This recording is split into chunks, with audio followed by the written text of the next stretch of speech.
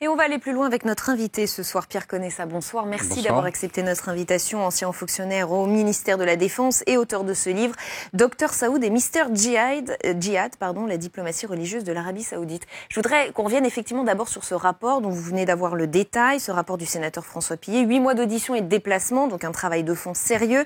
Le principal enseignement, c'est qu'il ne faut pas toucher à ce dispositif de fichier S parce qu'il serait extrêmement utile au service de renseignement. Comment vous réagissez à ce rapport et à ses conclusions? C'est difficile de répondre simplement à une question mal posée. Ah, c'est-à-dire que la question est mal posée. Non, mais c'est-à-dire, c'est pas la vôtre, c'est le fait de se focaliser sur les fichiers S.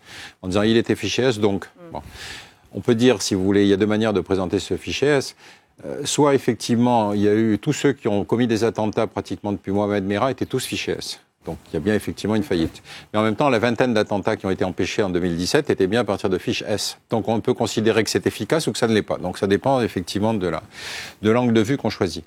C'est un outil effectivement de renseignement qui permet, selon la classification qu'on va mettre, S pour sûreté de l'État, hein, c'est pour vos auditeurs.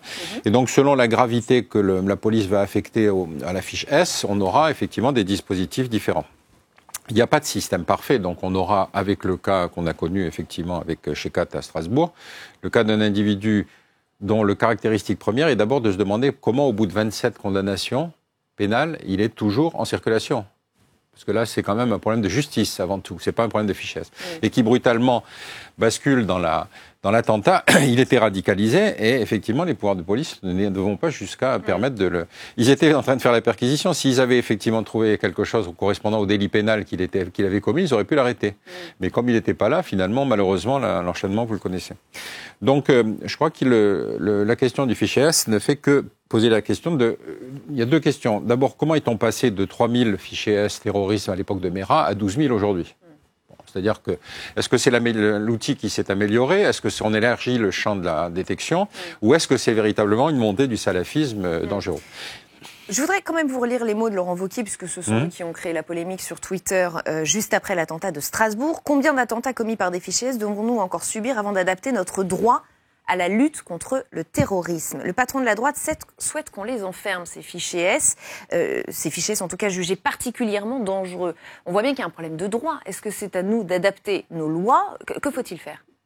D'abord, encore une fois, l'état de droit n'est pas un état rigide. Hein. C'est un état qui s'adapte en fonction des circonstances. Donc vous seriez pour? Attendez, bien entendu, je suis pour. C'est-à-dire, je suis pour que le législateur se saisisse de la chose pour donner au pouvoir de police les moyens légaux d'agir.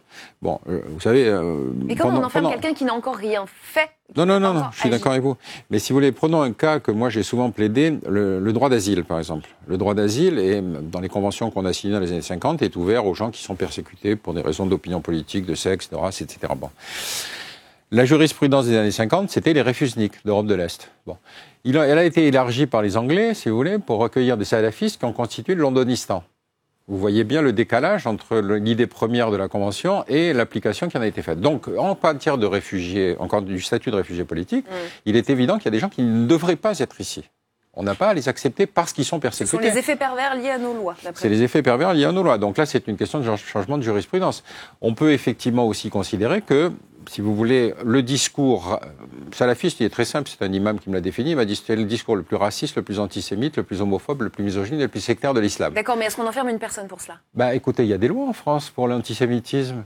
Pourquoi quelqu'un du Front National ne pourrait pas prononcer ce genre de discours et un imam salafiste, ce serait de la liberté de conscience? Non, les lois existent, on ne les a pas appliquées parce qu'on a toujours classé cette question sur la question de l'islam de France.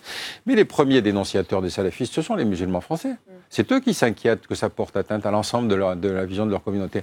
Donc on est face à des politiques qui sont tétanisées par rapport à des lois qui existent. Il ne s'agit même pas de les changer, il s'agit de les appliquer. Alors il y a les mots, les discours de ces radicalisés, et puis il y a le passage à l'acte. Est-ce qu'on peut définir aujourd'hui, est-ce qu'on a assez d'informations pour essayer de définir des profils d'hommes et de femmes qui peuvent passer à l'acte?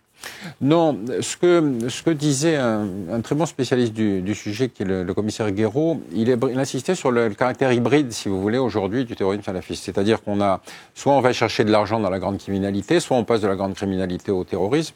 Et donc, il faut que les services de police puissent travailler à une amélioration, si vous voulez, du profil du passage à l'acte. Ce qui pose une question importante, c'est que personne dans la police n'a le temps de traiter ces 12 000 fiches.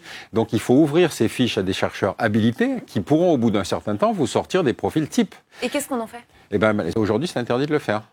Aujourd'hui, il est interdit aux chercheurs d'accéder, même avec les conditions de sécurité, parce que la CNIL considère que c'est un fichier. Mais on pourrait très bien anonymiser, si vous voulez, les noms et en sortir des conclusions un peu plus scientifiques que de dire, hélas, il était fichier S, mais on ne peut rien faire. Et quand bien même on aurait des chercheurs qui nous diraient, un tel est proche du passage à l'acte, qu'est-ce qu'on fait de ces hommes et de ces femmes? Ah oui, ça, je suis d'accord avec vous. Cela dit, on a une loi antiterroriste qui permet d'anticiper l'acte terroriste, quand même. C'est quand même la seule loi qui anticipe pour empêcher que l'acte se commette. Parce que si on attend qu'il se commette pour le réprimer ensuite, on a tout faux. Donc la loi existe. Donc encore une fois, on est par exemple sur le discours avec des lois qui existent non appliquées. Pour le groupe terroriste, préparation, on a créé avec, quand le juge Trévidic l'a demandé, l'idée de initiative individuelle pour préparer un attentat terroriste, puisque ça correspond à l'évolution de l'acte terroriste. Donc pourquoi ne peut-on pas adapter la loi? C'est le travail des sénateurs et du législateur. Vous avez une idée du nombre de ces fichiers S radicalisés particulièrement dangereux, proches du passage à l'acte? Non. On n'a aucune idée de ça. On n'a aucune idée. Vous êtes pour la transmission de ces fiches S aux maires. Ça a été une proposition et ça devrait être mis en place. Christophe Castaner l'a annoncé il y a quelques semaines. Certains maires sont pour. Au ministère de l'Intérieur, on est un peu moins pour. Oui, c'est vrai que c'est extrêmement difficile parce qu'on a des métropoles dans lesquelles, effectivement, on a des quartiers salafistes extrêmement développés.